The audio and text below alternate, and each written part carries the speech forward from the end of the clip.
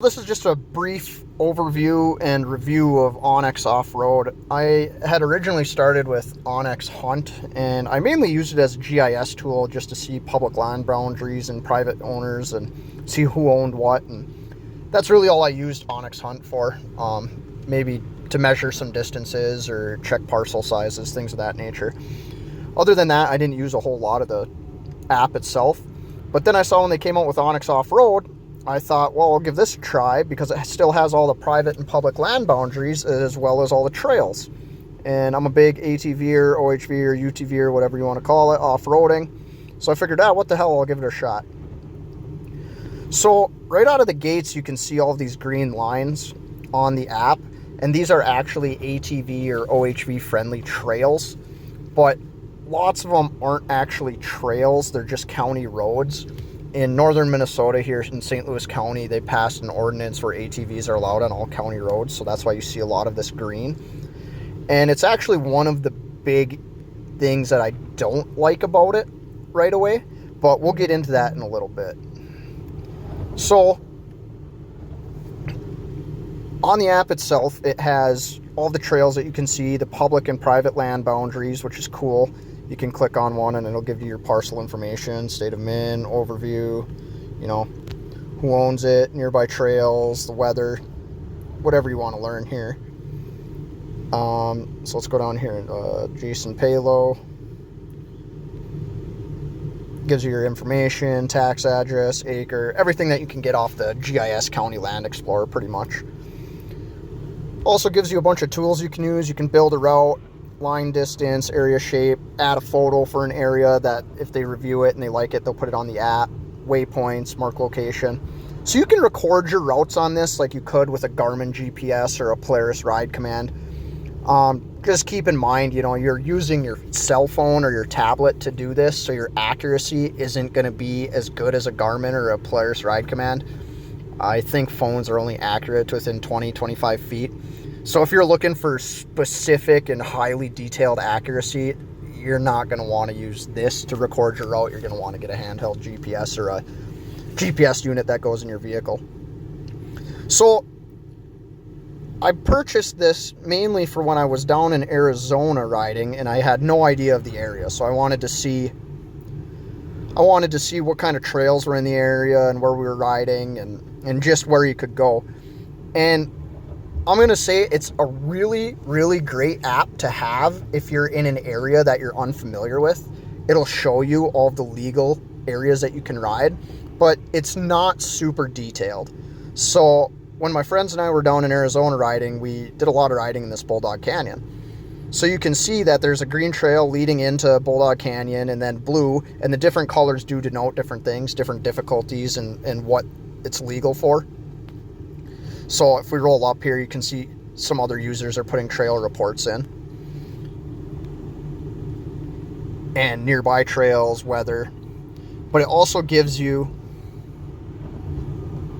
information on the trail when you select it, right? So it'll give you the name and the overview. And in here it says non-motorized activities that are authorized, motorized activities, so you have overland, high clearance, 4x4. So it's really a great tool and a great application for areas that you're unfamiliar with.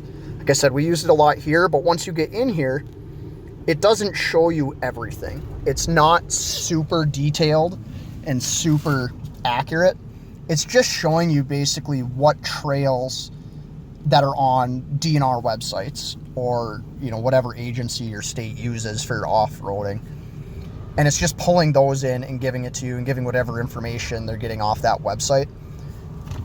The one thing that I do wish that they would add, or if there's another app, let me know that does this, is user trails. So, like I said, when we were down in Bulldog Canyon here, you can see this kind of loop. Well, there's about 100 trails in between all of these, and there's different state trails where if we zoom in here, you can see this trail, this Deer Tanks loop. Well, it doesn't give you any information on this Deer Tank loop other than non-motorized activities in the name, the trail ID. So I would get to these trails, and some of them would actually allow OHVs or ATVs, others wouldn't. So like I said, it's not super detailed, but it's a really great place to start. If you're looking for an area to ride, it's going to tell you where you can and where you can't. But once you get into these areas, don't rely on it 100% for what you can and can't ride. You're really going to have to look at local and specific signs on it. So pro, great place to start from. Con, not super detailed. Another great thing is that it does show you, like I said earlier, in northern Minnesota here, we have that ordinance where in St. Louis County, you can ride on county roads. So it shows you, okay, all these county roads are trails.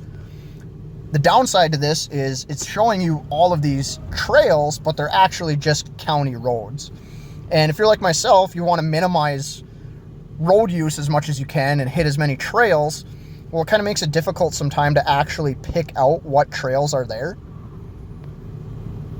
So here's a great example. Up in Gilbert, there's an OHV park. So it's showing you all the trails there, and those are all just mapped off the DNR website. And then it's showing you this connector trail that runs into town and then over to the neighboring town. So that's a OHV trail, and it denotes it with blue, and it gives you a little bit more information. But again, it's not super updated. So here it's showing that you can exit through the back of the park and come all the way over here. But there's actually a new trail that runs alongside the bike trail. It's not updated on here yet.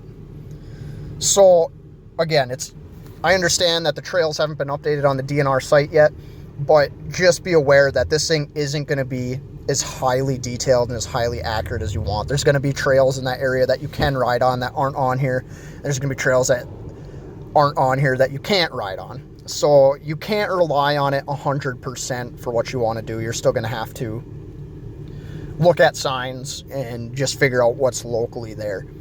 Great place to start if you're unfamiliar with an area, but don't take it as gospel. It's not the final word on everything. So that's just kind of my brief overview of the app. I mean, in total, I'd probably give it a 6 or 7 out of 10. Great place to start. You can track your route. Like here, if I wanted to start recording and tracking. But again, it's not super highly accurate. Like right now, it's saying I'm pointing off in the other direction, and I'm not. So that's all I got. Try it out and tell me what you think for yourself. Thanks.